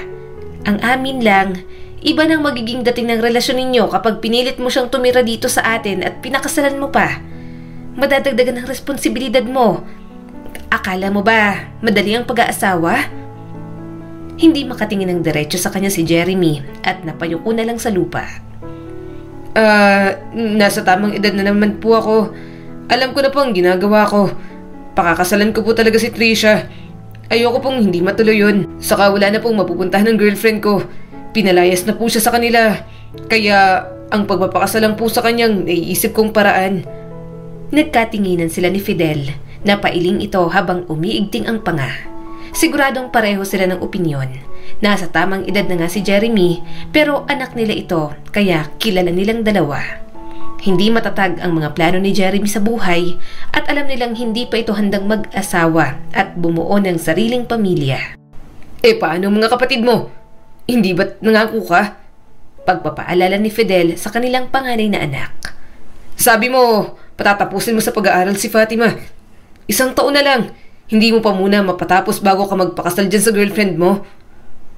Namumuo ang mga luha ni Jeremy. Bakit po? 2 taon na naman po akong tumutulong sa mga kapatid ko. Hindi po ba pwedeng sarili ko naman po ang isipin ko? Mapaklang tumawa si Fidel. Kung makapagsalita ka, parang buong buhay mo, ikaw ang nagsusustento sa mga kapatid mo. Nasa tamang edad na naman po kasi ako, Tay. Hayaan nyo na po ako. Hindi nyo na rin naman po ako mapipigilan. Magpapakasal po ako sa ayaw at sa gusto ninyo. Kung hindi nyo po matanggap na magpapakasal ako kay Trisha, aalis na lang po kami rito. Puno ng paninindigan na sabi ni Jeremy. Napatayo na si Dolores. At saan naman kayo pupunta? Ito ang pinag-aalala namin. Padalos-dalos kang mag-isip. Ayaw mo munang pag-isipan ng mabuti ang mga ginagawa mo. Bumagsak ang mga luha ni Jeremy sa pisngi nito. Pinag-iisipan ko naman lahat ng desisyon ko. Ayaw niyo lang naman po akong payagan. Kasi wala na pong gagawa ng mga responsibilidad na dapat ay kayo naman ang gumagawa. Hindi naman ako bata. Kung ayaw niyo pong suportahan ang pagpapakasal ko kay Trisha, aalis na lang po kami rito. Fidel! Sigaw pa ni Dolores nang basta na lang silang tinalikuran ng kanilang anak. Hinawakan na lang siya ni Fidel. Hayaan mo ng Jeremy na yan. Masyadong mapagmataas. Kung makapagsalita, akala mo hindi makakabuti sa kanyang ginagawa natin. Mapapagtanto niya rin ang desisyon niyang minamadali niya. Makikita mo, magsisisi yan na hindi siya nakinig sa atin. Babalikin dito at sa atin pa rin tatakbo kapag namroblema. Napabuntong hininga na lang si Dolores. Hindi niya na alam kung anong gagawin sa panganay nilang anak. Habang tumatagal, mas lalo lang hindi nila maintindihan si Jeremy. Tatanggapin nilang magpapakasal na ito kung hindi na talaga mapipigilan. Pero ang talikuran ng ganoon kabilis na parang wala silang nagawa sa buhay nito, masakit sa kanila bilang mga magulang. Ano ba, Joy? Tigilan mo nga ako. Huwag kang makulit. Rinig ni Dolores na sabi ni Jeremy sa kapatid nitong si Joy. Pero nangulit pa rin ang bunso ng pamilya. Bakit ka aalis? Hindi mo ba mahal si nanay at tatay? Hindi mo na ba kami mahal? Bakit iiwan mo kami? Mas mahal mo na ba si Ate Trisha? Oo, mas mahal ko kaya tumigil ka na. Umalis ka rito. Ginugulo mo ang iniempake kong gamit. Sambit ni Jeremy at pilit na tinataboy ang kapatid nito. Parang nadurog ang puso ni Dolores sa narinig mula kay Jeremy. Kung makapagbitiw ito ng mga salita, para bang hindi sila mahalaga. Para bang wala silang nagawang maganda sa buhay nito. Grabe ka naman, Kuya Jeremy. Bakit kailangan mas may matimbang? Bakit kailangan may mas mahal ka? Dapat pantay lang ang pagmamahal, diba? Saka mahal naman tayo ni nanay at tatay. Kaya dapat hindi ka nagagalit sa kanila. Hindi mo dapat sila inaaway. Mabait naman sila. Mag-sorry ka sa kanila.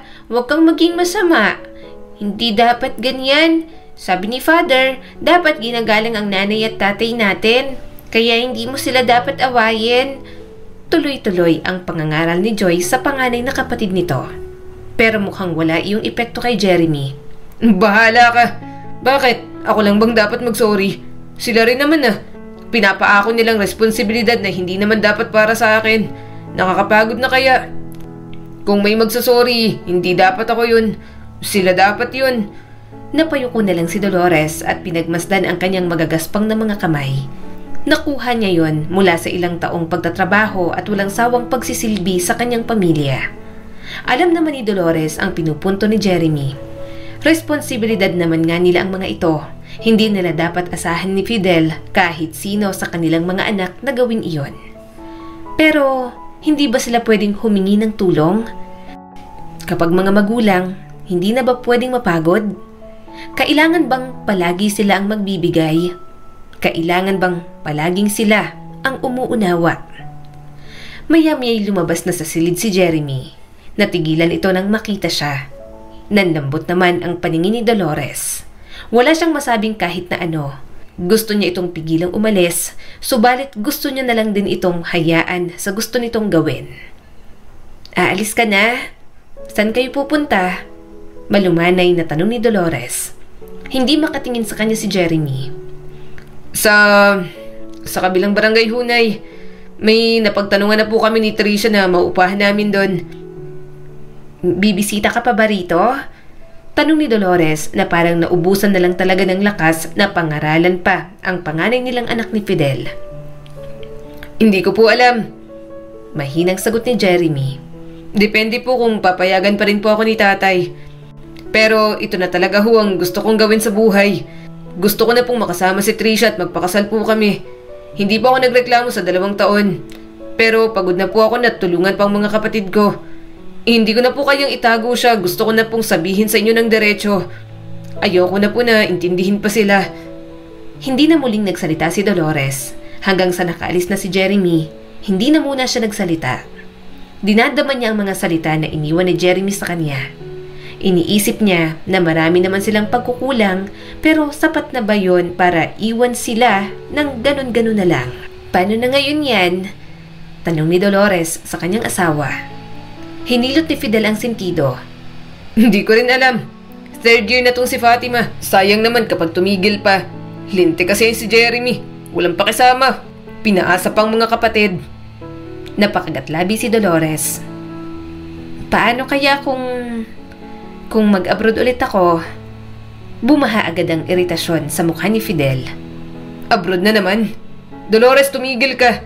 Hindi ako papayag sa gusto mo na yan. Anong abroad? Aalis ka na naman. Pero sayang, yung dati kong employer, ako ulit ang gusto niyang kunin na katulong sa kanila. Hindi na dadaan pa sa agency. Mababait ang mga yon at inalok nila akong magiging katulong doon sa bahay ng anak nilang kakakasal pa lang. Oportunidad ang lumalapit. Kailangan nating kunin yon. Paliwanag ni Dolores sa kanyang asawa. Pero tumutol naman si Fidel. Ayoko. Alam mo bang hirap ko nang pumunta ka sa Jeddah? Hirap na hirap ako na wala ka rito kahit alam ko na nandun ka naman para magtrabaho. Hindi pa rin ako mapalagay at nangako ka na sa akin, hindi ba?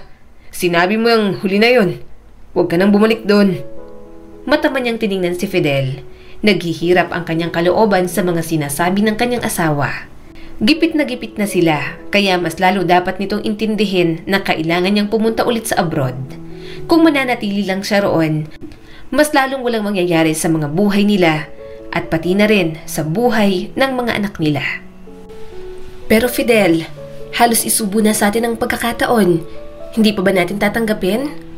Tanong pa ni Dolores sa kanyang asawa. Fidel, bakit ba ayaw mong pumunta ako pabalik sa abroad? Isipin mo naman kung anong makakatulong sa atin. Para naman sa mga bata tong gagawin ko. May trabaho ka pero hindi naman regular. Konting-konti na lang, mapapagtapos na natin ang pag-aaral si Fatima. Hayaan mo na akong mag-abroad, Fidel. Ayoko nga. Sigaw ni Fidel sa kanya. Tumigil ka rito. Huwag kang aalis. Walang aalis. Dito ka lang. Makakahanap din ako ng regular na trabaho. Maghintay ka. Huwag kang kating-kating umalis. Hindi siya makapaniwalang tiningnan ito. Kating-kate? Ano bang akala mo gagawin ko kapag umalis ako? Manlalalaki? Magpapakapokpok? Walang hiya naman, Fidel. Matatanda na tayo para dyan. Isa pa nang pumunta ako sa Jeddah dati. May narinig ka ba na nagkaroon ako ng ibang lalaki? Na nagkaroon ako ng kabit? Wala naman, di ba? Saka kapag umalis ako ngayon, hindi ka na mahihirapan sa mga bata. Malalaki ng mga yan. Pero dahil malalaki na sila, mas lumalaki ng pangangailangan nila. Kaya sana isipin mo naman yon. Kailangan ko tong gawin para sa mga anak natin. Kung hindi mo maintindihan, pilitin mo. Dahil wala na akong ibang naiisip na ibang paraan kundi ito na lang. Umigting lang ang panga ng asawa niya. Hangad niyang tumimo naman sa utak ni Fidel ang kanyang mga sinasabi. Kaunting sakripisyo lang naman ulit iyon para mapag-aral ang kanilang mga anak. Kahit si Fatima lang ang mapagtapos nila, okay na. Babalik na siya sa Pilipinas pagkatapos ng 3 taon.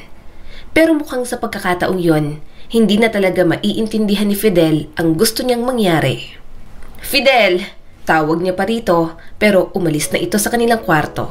Inis na inis si Dolores na lumingon doon. Bahagyang nawala ang kunot ng kanyang noo nang makita si Joy na nakatayo sa may pinto. Malungkot ang mukha nito at may hawak na libro. "Nay, nag-aaway po ba kayo ni tatay?" Inosente nitong tanong. "Bakit po kayo nag-aaway? Dapat mahal niyo po ang isa't isa. Hindi po dapat kayo nagsisigawan." Dito niya naibunto ng inis. "Tigilan mo nga ako, Joy. Ano bang paulit-ulit kong sinasabi sa'yo? Hindi ba, sabi ko, huwag kang makikinig sa usapan ng mga matatanda. Palagi ka nalang nakikinig at nangingialam. Wala kang naiintindihan kaya tumigil ka." Nanginig naman ang mga labi ni Joy. Tanda na paiyak na dahil pinagalitan niya ito. Napairap na lang si Dolores at nilagpasan ng anak niya na napakakulit. Hindi niya kailangan ng kakulitan ng bunso sa pamilya. Malaki ang problema niya at hindi yun maintindihan ng asawa niyang si Fidel. "Nay, ang ganda-ganda po ng laruang manika, oh!" Nakangiting sabi ni Joy habang hinahaplos ang isang laruang nakita nila sa palengke. "May pera po ba tayo? Kaya po ba ng pera natin na bumili nito?" Kunot noon namang tumingin si Dolores sa bata habang nabibigatan na sa hawak na bayong. "Wala. Aanin mo bang laruan? Pagsasawaan mo lang yan. Wala na tayong pambili. Tumigil ka na dyan." Malungkot na napangiti si Joy at inilapag muli ang manika. Umiwas na lang ng tingin si Dolores. Masakit sa kanya na makitang ganoon ang anak. Nadudurog ang kanyang puso na kahit isang simpleng laruan, hindi niya man lang maibili si Joy. Kahit mga bagong damit, hindi niya ito mabilhan. Puro lang pinaglumaan ni na Gracelyn at Fatima ang suot nito. Sa mga lumipas na araw, pinagtalunan pa nila yung mag-asawa. Hindi pa rin siya tumitigil sa pamimilit dito na bumalik siya sa abroad. Pero ayaw talaga nitong pumayag. Nakikita niyang nahihirapan na si Fatima, pati ang iba nilang mga anak. Kulang na talaga ang kanilang kinikita. Kaya sa ayaw at gusto ni Fidel, umalis pa rin siya. "Nay, wag na po kayong umalis.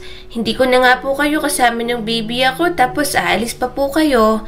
Naluluhang sabi ni Joy. "Ayoko pong wala ka rito, nanay. Umalis na nga po si Kuya Jeremy. Bakit pati po kayo aalis din?" Napabuntong hininga si Dolores at bahagyang umupo para matingnan ng maayos si Joy. "Pasensya ka na, anak. Kailangan lang tong gawin ni nanay. Kailangan kong pumunta sa abroad para magkaroon tayo ng pera. Para makapag-aral kayo, makakain, saka mabili ko rin ang laruan na gusto mo." "Saglit lang yun, anak. 3 taon lang. Hindi mo namamalayan lilipas ng 3 taon at nandito na ulit ako." Bumagsak ang mga luha ni Joy. "Mamimiss po kita, Nay. Bumalik po kayo, ha?" Pinunasan niya ang mga luha nito. "Oo naman, babalik ako. Hindi naman ako habang buhay doon.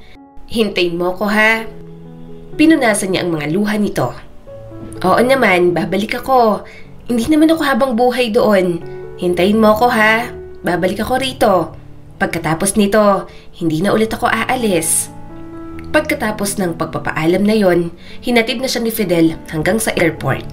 Nandoon na sila pero may tampo pa rin talaga ang kanyang asawa. Gayunpaman, wala na rin naman itong magagawa. Buo na ang desisyon ni Dolores at nandoon na sila. Kahit pigilan pa siya nito, hindi na siya papayag pa.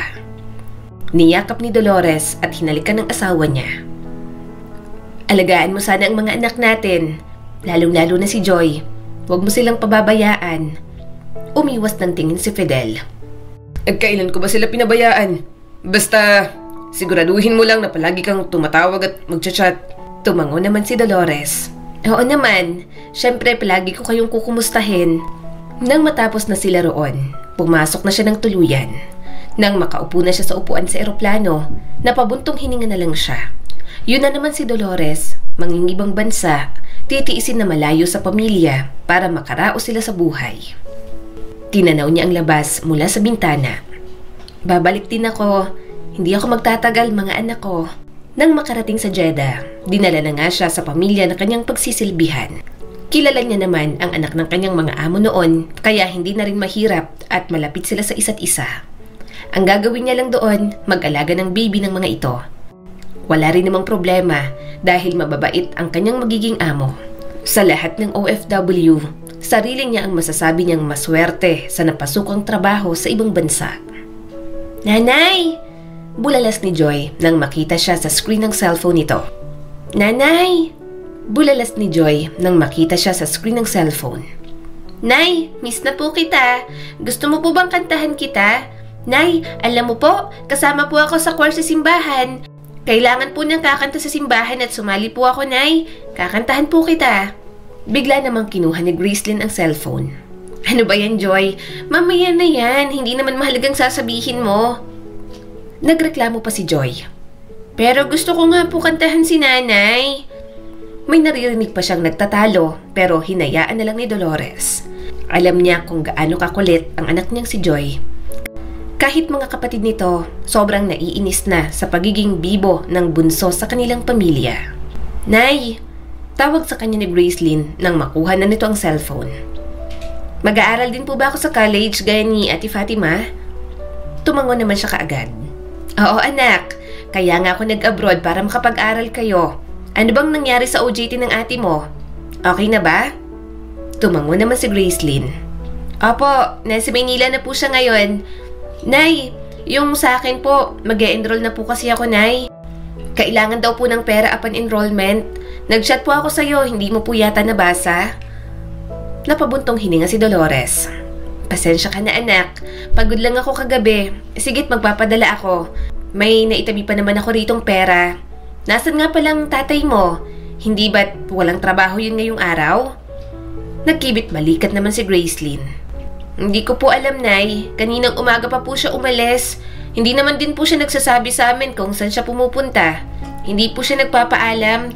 Minsan, hapon na po siya umuuwi o kaya gabing-gabi na. Kumunot ang noo ni Dolores. Ha? Saan naman pumupunta yung tatay ninyo? Naglalasing ba? Hindi naman po siguro. Hindi naman po siya umuuwi ng lasing. Sabi pa ni Gracelyn. May pagdududa pa rin sa kanyang dibdib. Ano naman kayang pinagkakaabalahan ng tatay ninyo? Pero pinapakain niya naman kayo, ano? Tumango si Gracelyn. Opo, pinapakain naman po. Kapag nagpapadala ka po, nag-grocery po agad kami kaya palagi na po may stock ng pagkain dito sa bahay. Mas tumaba nga po itong si Joy. Hoy, ate hindi kaya. Malusog lang ako. Pagtatanggol ni Joy sa sarili. Kahit paano, naibsan ang pagdududa ni Dolores. Baka kung ano-ano lang ang iniisip niya. Baka naghahanap lang ng ibang bagay na mapagkakaabalahan ang kanyang asawa. Dahil nababagot na ito na wala siya roon. Hanggang okay ang kanyang mga anak at hindi naman pinababayaan, walang problema kay Dolores. Oo nga pala Fidel, saan ka ba pumupunta? Tuwing tatawag ako sa mga anak natin, palagi kang wala. Ano bang mga pinagkakaabalahan mo dyan? Tanong ni Dolores sa kanyang asawa. Hindi naman agad nakasagot si Fidel sa kabilang linya na mukhang may ginagawa pa. Dyan lang sa kumpare ko. Kung ano-ano lang pinag-uusapan namin. Wala kasing magawa dito sa bahay. Wala ka rin naman. Okay, basta wag mong papabayaan ng mga bata ha? Sabi ni Dolores at walang halong pagdududa. Sumagot naman agad si Fidel. Hindi ko naman pinababayaan ng mga bata. Saka wag kang mag-alala. Sa mga bata lang lahat ng perang pinapadala mo. Hindi ko ginagamit ang pera mo kahit isang kusing sa mga pinupuntahan ko. Kumunot naman ang noo ni Dolores at hindi nagustuhan ang tono ng kanyang sariling asawa. Ha? Ano ka ba naman? Bakit ganyan ka magsalita? Ano naman kung gamitin mo? Mag-asawa naman tayo. Minamasama mo bang pagtatrabaho ko at ang katotohanan mas malaki akong kumita kaysa sa'yo? Ay, ewan. Usal pa ni Fidel. Gusto ko lang naman malaman mo na hindi ako nakikinabang sa mga pinapadala mo. Dahil may sarili naman akong pera. May trabaho ako at hindi ako inutil. Mas lalong naguluhan si Dolores. Ano? Fidel, ano bang nangyayari sa'yo? Wala akong sinasabing ganyan. Bakit ka ba? Fidel! Fidel! Tuluyan na nitong ibinaba ang tawag. Napatitig na lang siya sa kanyang cellphone. Hindi niya maintindihan kung anong pinupunto ng asawa niya. Hindi niya alam kung saan nagmula ang mga ideyang iyon. Basta simula ng araw na yon, nararamdaman na talaga ni Dolores na palaging may problema sa kanya si Fidel. Pinaparamdam nito na naiinis ito sa mga ginagawa niya. Kaya kapag nagpapadala siya ng pera, lagi siyang pinariringgan ni Fidel na yun na naman daw siya at pinagmumukhang wala itong nagagawa para sa pamilya nila. Hinayaan na lang muna ni Dolores. Pauwi na rin naman siya. Ilang buwan na lang, makakabalik na rin siya sa Pilipinas. Doon niya na lang lilinawin ang issue ni Fidel sa kanya. Kung sa tawag lang nila pag-uusapan, baka mas lalo lang silang magkalabuan. Gawain pa naman ni Fidel na palagi siyang babaan ng tawag. Baka sa halip na magkaayos sila, mas lalo lang hindi magkaintindihan. Kaya nang makauwi si Dolores, inasahan niyang mag-uusap sila tungkol doon. Pero kararating niya lang, kaya hindi niya na muna binuksan ang topic. Mukha rin naman na masaya ito na nakauwi na siya. Gayunpaman, ramdam na ramdam niya ang panlalamig nito sa kanya, lalo na sa kama. Ano ba, wala ako sa mood, Dolores. Matulog na lang tayo, sabi ni Fidel sa kanya. Nasaktan si Dolores sa sinabi ng kanyang asawa. Wala sa mood? Hindi mo ba ako na-miss? 3 taon akong wala rito sa atin. Tapos ako tong nag-aaya. Ayaw mo? Tinalikuran pa siya ng kanyang asawa. Ayoko nga, pagod ako. Matulog na lang tayo. Hindi na lang muling nagsalita si Dolores. Hindi niya lang ginawang big deal pa yon. Gusto niya lang naman gawin yon para ibsan ang pagkukulang niya sa loob ng 3 taon. Pero yon at mukhang wala naman siyang pagkukulang na kailangang punan. Si Fidel na mismo ang tumatanggi. Naninibago siya dahil sa kanilang dalawa, batid niyang mas aktibo sa ganoon ang kanyang asawa. Nako, baka naman may babae na yung asawa mo, Mare. Sabi ng kanyang kumare nang minsan itong bumisita sa kanila. Mabilis siyang napalingon dito. Talaga? Sa tingin mo? Pero mukha namang hindi niya gagawin yon. Ayokong pagdudahan siya kasi baka lalo pa kaming mag-away. Napangiwi naman ang kanyang kaibigan. Ano pa bang magiging rason kung bakit nanlalamig siya sa'yo? Palagi pong naghahanap ng away. Maniwala ka sa akin, may babae na yan. Hulihin mo para magkaalaman na. Ayaw niyang gawin ang sinasabi ng kanyang kaibigan. Dati na siyang ganoon, nagsiselos sa mga babaeng lumalapit sa kanyang asawa. Gayunpaman, matagal na siyang binigyan ni Fidel ng assurance na hindi ito mangbababae simula nang maging asawa siya. At napatunayan naman yun ng kanyang asawa. Noong nag-abroad siya, noong unang alis ni Dolores, hindi naman ito nagkaroon ng ibang babae. Kaya mas tumibay na ang pagtitiwala niya sa kanyang mister. Subalit masisira pa rin talaga ang lahat ng iyon dahil sa kanyang matutuklasan. Teka, tatay niyo yun na. Saan pupunta yon? Tanong ni Dolores sa kanyang anak na si Joy na kasama niya sa pamamalengke. Nanlaki naman ang mga mata ng bata. Oo nga po, si tatay yon. Tatawagin ko po. Tatay! Tay! Pinigilan naman agad ni Dolores ang kanyang anak. Huwag na. Sundan natin. Bilis, sumakay ka na sa tricycle. Sumunod naman agad si Joy sa kanya. Sinundan nga nila si Fidel. Habang nakasakay sa tricycle, labis ang kabang nararamdaman ni Dolores. At hindi niya alam kung para saan iyon. Nay, may simba po sa linggo. Kakanta po kami. Kasama po ako sa choir. Punta po kayo ha. Manood po kayo. Nakangiting sabi sa kanya ni Joy at nangungulit pa. Nay punta ka po ha. Nay! Nay! Oo nga. Naiiritan niyang sabi. Pupunta ako. Napangiti naman si Joy kahit medyo nabulyawan niya pa. Yay! Manood ka po, nanay.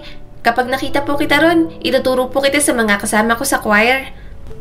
Hindi na masyadong pinansin ni Dolores ang mga sinasabi ni Joy. Nakatuon lang ang kanyang pansin kay Fidel at sa pupuntahan nito. Maya-maya'y natanaw niyang bumaba na sa motor si Fidel. Kaya naman, sa kanto na lang sila nagpababa ni Joy. Nang makarating sa pinasukan ni Fidel, isang maliit na apartment iyon. Sinong sinasadya mo rito? Mahinang tanong ni Dolores sa sarili. Hinawakan ni Joy ang kanyang kamay. Nanay, ano pong ginagawa natin dito? Nandito po ba si tatay? Hindi sumagot si Dolores. Binitiwan niya muna ang bayong nadala, pati na rin si Joy. Huminga siya ng malalim at pilit na pinapakalma ang sarili. Marahan niyang kinatok ang pinto. Maya-maya'y bumukas na rin naman yon at bumungad ang isang babae, mukhang mas bata sa kanya ng ilang taon. Bakas ang gulat sa mukha nito. Ikaw? Kumunot ang noo ni Dolores. Anong ako? Bakit? Kilala mo ako? Pumasok dito ang asawa ko. Anong meron sa inyo? Bago pa makasagot ang babae, narinig niya na ang boses ni Fidel. at may karga itong 1 taong gulang na batang lalaki. Sino yan, Ellie? Bakit ang tagal mo? May order ka ba para sa anak natin? Natigilan si Fidel nang makita siya. Dolores? Anong ginagawa mo rito? Mapakla siyang tumawa at matalim na tumingin sa mga ito. Anak? Anak ninyo? Ang laki na ng bata. Ibig sabihin, niloloko niyo lang ako? Ibig sabihin, nasa Jeddah pa lang ako, may babae ka na? Ibinaba ni Fidel ang bata at dahan-dahang lumapit sa kanya. Umuwi na muna tayo. Doon ko ipapaliwanag. Kahit anong paliwanag mo, malinaw na niloko mo ako. Walang hiya ka? Mabilis niyang hinila ang buhok ng babae ni Fidel. Aray, Fidel, tulungan mo ako. Malakas na tili ng kabit ng kanyang asawa. Mangangabit at maninira ng pamilya tapos hihigi ka ng tulong? Kinaladkad niya ito palabas. Wala na siyang pakialam. Mamamahiya siya hanggat kaya niyang mamahiya. Kulang pa yon sa panlolokong ginawa ng mga ito sa kanya. Dolores, ano ba? Tama na. Pag-usapan natin to ng mahinahon. Pigil sa kanya ni Fidel. Malakas naman niyang sinampal si Fidel. Walang hiya ka? Manloloko ka? Kung kailan ka tumanda, saka ka naging ganito. Kaya pala nanlalamig ka na. Mas gusto mo pala ng mas bata. Inanakan mo pa talaga. Ang kapal ng mukha mo. Magsama kayo sa impyerno. Nay, tama na po. Umiiyak na sabi ni Joy. Huwag na po kayong mag-away. Marami nang nanonood sa kanila, kaya umalis na sila ni Joy. Alam ni Dolores na kapag maraming nakikisawsaw, kahit siyang tama, ay mapapahiya pa rin siya. Nang makauwi, sinundan pa rin sila ni Fidel. Ayaw niyang makita ang mga anak nila, pero galit na talaga siya sa kanyang asawa. Paano mo nagawa yon? Umiiyak at galit na bulyaw ni Dolores kay Fidel. Paano mo ako nagawang lokohin ng ganito? Inanakan mo pa. Walang hiya ka. Nagpapakahirap ako sa abroad. Tapos ikaw, nang bababae ka lang pala rito. Bakit? Kasalanan mo rin naman ah. Umalis ka kahit ayaw ko. Ikaw naman ang may dahilan kung bakit ako naghanap ng iba. Dahilan pa ni Fidel. Ang kitid ng utak mo. Nanggigigil na si Dolores sa sobrang galit. Paulit-ulit kong sinabi sa'yo para sa mga batang ginagawa ko na para sa atin. Kung hindi ako umalis, sa tingin mo ba makakatapos si Fatima? Makakapag-aral at makakakain ba ng maayos ang mga anak natin? Yan ang problema sa'yo. Bulalas ni Fidel. Palagi mong pinaparamdam sa akin na inutil ako, na parang wala akong nagawa sa pamilya na to. Porke ikaw ang nagpundar ng bahay at lupa natin, ganyan ka na. Hindi makapaniwala si Dolores sa mga sinasabi ng kanyang asawa. Wala akong sinasabing ganyan. Hindi ko kailan pinaramdam yan sa'yo. Ang akin, nagtutulungan tayo dito. Bakit minamasama mo lahat ng ginagawa ko? Anong klase kang asawa? Oo, ako ang nagpunta ng bahay at lupa natin. Ano naman? Bakit ganyan ang iniisip mo sa halip ng matuwa ka na may nakamit tayong ganito? Huwag mong idahilan ang mga magagandang bagay na nagawa ko sa pamilya para sa panlolokong ginawa mo sa akin. Napailing si Fidel at dumiretso sa kabinet nila. Kinuha na nito ang mga gamit. Saan ka pupunta? Aalis ka? Pupunta ka sa kabit mo? Mas lalong tumindi ang galit ni Dolores. Lumingon sa kanya si Fidel at halos lumabas ang ugat sa noo dahil sa sobrang galit na rin. Oo, pupunta na ako sa kabit ko. Masaya ka na? Hindi na natin maayos to, kaya doon na ako sa kanya. Malalaki na naman ang mga anak natin. Kaya nilang tulungan ang mga sarili nila. Iiwan ko na kayo. Ayoko na. Tatay, humahagulgol na sabi ni Joy. Huwag na po kayong mag-away. Huwag ka na pong umalis, tatay. Bakit hindi niyo po kaya magpatawad? Tay, ang Diyos nga po nagpapatawad kaya bakit hindi niyo po magawa? Huwag po kayong mag-away. Marahas na lumingon si Dolores sa bunso nila. Huwag kang mangialam dito. Bakit ba palagi ka nalang nangingialam sa usapan ng matatanda? Wala kang alam. Umalis ka rito. Doon ka na muna sa mga ate mo. Mas lalong umiyak si Joy at tumakbo palabas. Maya-maya'y natapos na si Fidel sa pag-iimpake nito. Sa sobrang galit ni Dolores, pinaghahampas niya ang kanyang asawa. Halos masuntok niya pa nga sa labis na galit.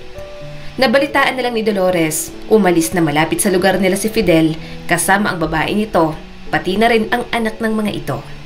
Parang binawasak ang puso niya dahil sa ginawa ni Fidel. Talagang tuluyan na siyang tinalikuran, maging ang mga anak nila.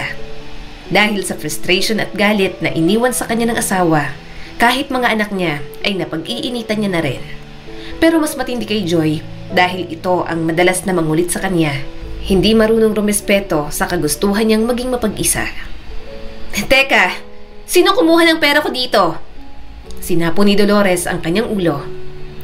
Lumingon naman sa kanya si Gracelyn. Baka si Joy, Nay. Palagi yung bili ng bili sa labas. Palaging may pera. Agad na uminit ang kanyang ulo. Kaya nang makapasok si Joy mula sa paglalaro, agad niya itong pinalo ng walis tambo sa puwet. Nay, aray ko po, bakit po? Umiiyak na sabi ng kanyang anak. Nanlaki ang mga mata ni Dolores. Nagtatanong ka pa? Bakit natuto ka ng mangupit ng pera? Pinalaki ba kitang ganyan? Bili ka ng bili sa labas. Kinukupit mo lang naman yan. Tiningnan ni Dolores ang mga kalat ng kanyang anak at tinapon sa harap nito. Eto pa! Palagi ka na lang nagkakalat dito. Wala ka ng ibang ginawa kundi magbigay ng sakit ng ulo sa akin. Marami nang problema. Hindi ka pa nakakatulong. Mas lalong tumulo ang mga luha ni Joy. Hindi naman po kalat yan. Pinagkakakitaan ko naman po yan. Nag-iipon po ako ng pera para mabigay sa'yo. Para hindi ka na po mahirapan kung saan ka kukuha ng pera. Nay, hindi naman po ako nangungupit. Sa akin naman po yung pera. Inipon ko po yun. Hindi po ako kumukuha ng pera sa'yo kahit kailan. Nagbebenta po ako sa school ng mga ginagawa kong kwintas na gawa sa straw. Nay, bakit po ba palagi na lang po kayong ganito sa akin? Bakit palagi na lang po kayong sumisigaw sa akin? Gusto ko lang naman po kayong pasayahin. Bakit lahat po ng gagawin ko? Parang maling na lang po palagi. Hindi nakapagsalita si Dolores. Pinagmasdan niya lang ang kanyang anak na namumula dahil sa labis na pag-iyak. Hindi niya alam kung totoo ang sinasabi nito, pero bumaha agad ang guilt sa kanyang dibdib. Ilang sandali pa, tumakbo na ito palabas sa bahay nila. Hindi niya ito tinawag at hinayaan na lang muna. Mariin siyang napapikit. Nay, sorry, usal na Gracelyn. Ako po talagang kumuha ng pera. Pinangbayad ko po kasi sa order ko. Hindi niya napigilang sampalin si Gracelyn. Ngayon ka lang nagsalita kung kailan kung ano-ano nang nasabi at nagawa ko sa kapatid mo? Sorry, Nay. Sinapo ni Dolores ang noo. Yang pagiging makasarili at palasagot mo. Utang na loob. Tigilan mo na, Gracelyn. Sumusobra na.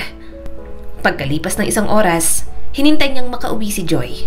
Pero nang sumapit ang tanghalian, hindi pa rin umuwi ang bata. Kaya nang matapos sa mga paninda niya, hinanap niya na agad si Joy sa labas. Pero walang nakakaalam kung nasaan ito. Binundol agad ng kaba ang kanyang dibdib. Aling Dolores, si Joy ho, nalunod sa ilog. Bulalas ng isang binatilyo na hinihingal sa pagtakbo. Ano? Parang nanghina ang kanyang mga tuhod, pero nagmamadali siyang sumunod sa mga ito. At nang makita niyang may pinagkakaguluhan, halos mawalan siya ng ulirat. Nakita niyang isang kagawad na pinapump ang dibdib ng walang malay niyang anak. Subalit ilang minuto ng ganoon, hindi na muling nagising ang kanyang anak.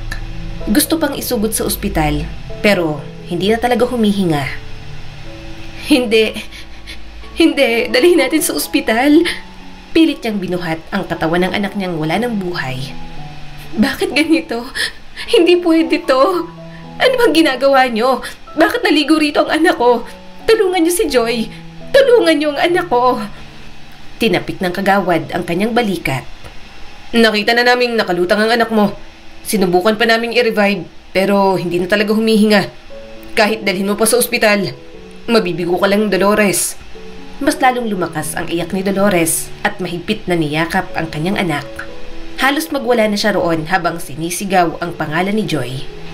Ang pangungulit, ang pagtawa, ang matatamis na ngiti ng kanyang bunso, hindi niya na muling makikita pa. At pakiramdam niya ay kasalanan niya ang lahat ng yon. Kung hindi niya ito pinagalitan ng ganoon, hindi ito aalis ng bahay nila at sasama sa ibang bata para maglangoy sa ilog. Dolores, sorry. Sabi sa kanya ni Fidel na napauwi agad nang mabalitaan ang nangyari kay Joy. Sorry. Kahit niloko siya ng kanyang asawa, nang niyakap siya nito, parang nagkaroon siya ng karamay ng sandaling iyon. At kahit walang salitang mamutawi, tila kusa na lang siyang nagpapatawad at kalimutan na lang ang lahat. Sa araw ng burol, nagulat siya nang hindi mawalan ng tao sa kanila. Nagulat si Dolores na maraming nakakakilala sa anak niyang si Joy.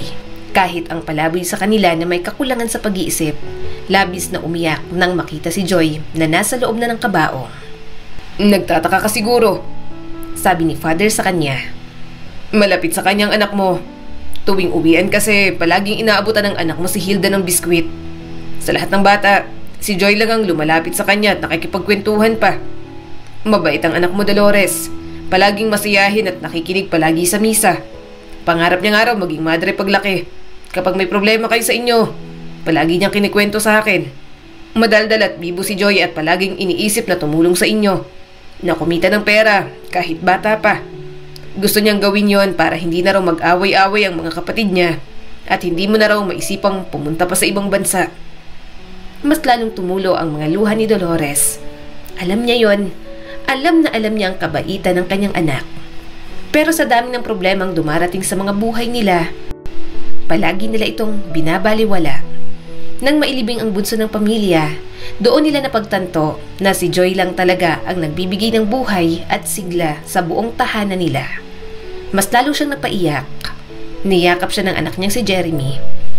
"Nay, tahan na. Hindi magugustuhan ni Joy na malungkot tayo. Palaging gusto nun na masaya tayo palagi. Maging maayos na lang tayo para sa kanya, Nay. Pasensya na po. Pasensya na po na iniwan ko po kayo. Pasensya na ho talaga. Sana hayaan niyo pa po akong makabawi sa inyo." Kahit sobrang hirap, pinilit ni Dolores na tanggapin ang pagkawala ni Joy. Naging maayos na rin naman ang pamilya nila kahit papaano. 3 na rin ang nakatapos sa pag-aaral. Hindi na sila nagkabalikan ni Fidel, pero naging maayos naman ang pakikitungo nila sa isa't isa para sa kanilang mga anak. "Joy, may bago ka ng mga bulaklak." Nilinis ni Dolores ang puntod ng anak niya. "Nasa bahay ang mga ginawa mo dating mga gamit na gawa sa straw. Ginagamit palagi ni nanay. Sana nakikita mo at sana masaya ka kung nasaan ka man." Maraming tinuro ang pagkawala ni Joy sa mga buhay nila. Masakit pero kailangan nilang tanggapin. At hiling niya na lang na sana dinala ng Diyos ang anak niyang si Joy sa isang paraiso na hindi ito makakaranas ng kahit na anong pagdurusa. Ang kwentong ito ay nagpapaalala sa atin na maikli lang ang ating mga buhay sa mundo. Kaya bawat oras na kasama natin ang mga taong mahal natin sa buhay, ating sulitin para wala tayong kahit na ano na pagsisisihan. Muli, ito po si Skylar Guro at sana may bago na naman kayong natutunan sa kwento natin ngayon. Maraming salamat po.